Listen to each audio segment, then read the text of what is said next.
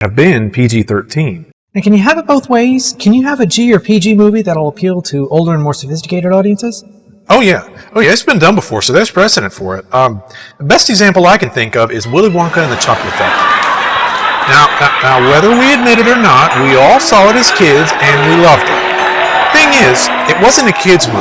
Now, sure, there was plenty there for kids. There were bright colors, there was real-life Candyland, fun songs to sing along to. But underneath it all, there's a whole different layer meant just for adults. Bull! No, roast beef, but I haven't got it quite right yet. Now, if you look carefully at the first half of the movie, there's some pretty heavy commentary about corporate greed. Slugworth does a really good job at representing that. The auction, the counseling session, the hostage situation with Miss Curtis, all that was a statement about personal greed. Now, during the tour of the factory, the kids keep disappearing, each one taken out of the group by their own selfish desires. Greed once again. Now, it's a great movie, don't get me wrong. Kids love it and so do we adults, but this has got to be one of the biggest crossover films of all time. That's Jack Valenti, everybody. Jack, thanks for being here. My pleasure. Alright, we know what the ratings are, everything seems so clear-cut, so why is there so much controversy? We'll find out next. Stay with us.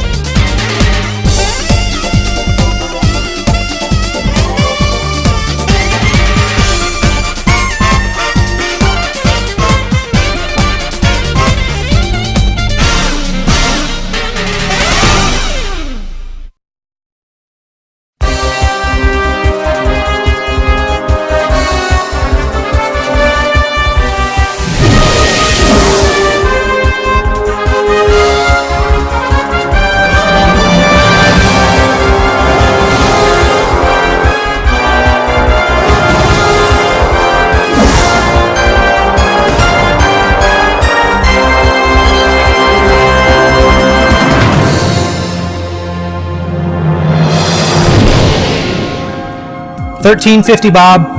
I've always wanted to do that. You ever noticed on The Price is Right how all the bids down here in Contestants Row are so different? Why is that? If the contestants are all bidding on the same prize, shouldn't the bids be close together? Not necessarily. Each bid is different because it's a judgment call. It's going to be different for everybody.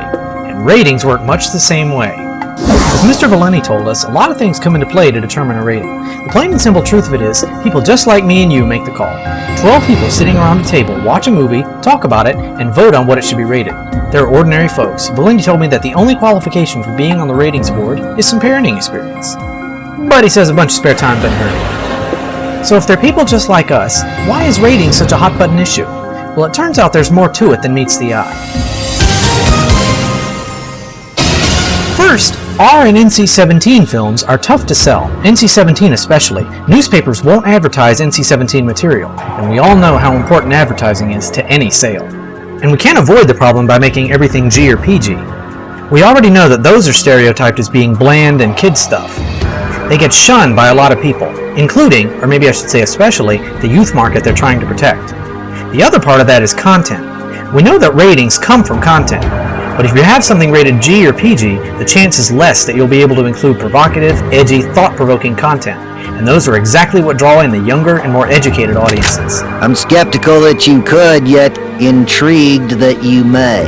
So no matter what you do, you've got a dilemma. Either something's not good enough, or else it goes too far. The problem is that all ratings are based on judgment calls, and I think Mr. Valenti had it right when he said his committee members are neither gods nor fools. They do their best, and they invest a lot of time into creating accurate and informative ratings. In my opinion, they do a good job, and so do the networks for TV shows, but nobody's perfect. Everybody's got different ideas about what's too much and what isn't, so you're not always going to agree with what they say. The current TV rating system was supposed to clarify just how much discretion is advisable, but put into practice it rarely serves its purpose. And does anyone really know what all those ratings really mean? The ratings themselves are supposed to clarify what type of content a show has, but just what's the criteria? Nudity could mean too much flesh rather than outright nudity. Sexual content could mean a passionate kiss or second base type activity. Adult language? Well, other than the blatant four-letter words, what exactly constitutes adult language? Suggestive dialogue is especially vague. Many words have double meanings depending on the context, or simply delivery. News and sports do not carry ratings. Oh, that makes sense. I guess everyone knows by now that the news is fraught with violence, coarse language, and mature situations. But what about sports? Is there no difference in the violence quotient between hockey and, say, beach volleyball? Sure, most people know which sports tend to be violent and which don't, but then Don't most people also know there's a difference between Jerry Springer and Teletubbies? Do we really need a rating to tell us this? The TV ratings are so muddled and vague, I have to wonder what the point of them are. The worst is TV-14. To hear the TV Parental Guidelines Monitoring Board describe it, you'd think they were talking about pornographic slasher films, but it seems all of primetime gets this rating. So how is this helpful? How does this help parents decide whether their 13-year-olds can watch Friends? It's important to understand that ratings are guidelines, not rules to live by. Something else that gets people isn't always the content of the show, it's the kinds of commercials that go with it. Anybody here watch Law & Order? Well, I was watching it not too long ago, and during the first break there was a GE commercial. Now, GE's always been a pretty good bunch, but their latest commercial is, well, it's really something. In short, a bunch of good-looking women wearing next to nothing are hanging out at the bottom of a coal mine. Now, you're tempted to say Law & Order's TV-14, so deal with it. But I saw it just today during Family Feud! And you know what that's rated? TV PG! It's a lot to think about, isn't it? We'll be right back.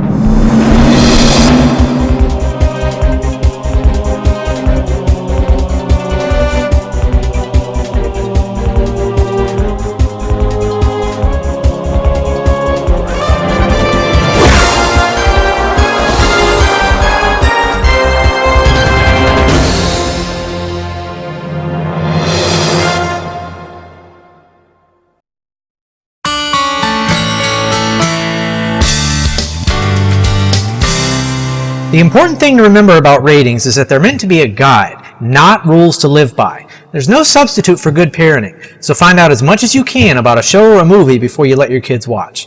Chances are you're looking for the same things the rating board is.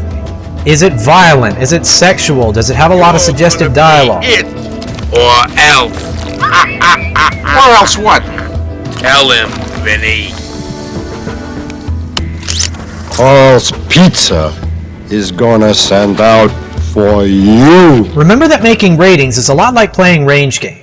There's a starting point and an end point, but where to stop in between is anybody's guess. Your values might not be the same as someone else's, so don't be surprised if you come up with a different answer than they do. I want to thank my special guest Jack Valenti for coming. For more information on anything we've covered, check out the MPAA website at mpaa.com, or else see the manager of your local movie theater. Stop me when I start to sound like Dr. Phil. Alright, that's going to do it for tonight. Thanks for coming, everybody. Brandon Bridges reminding you to help control the pet population. Have your pets spayed or neutered. Goodbye, everybody.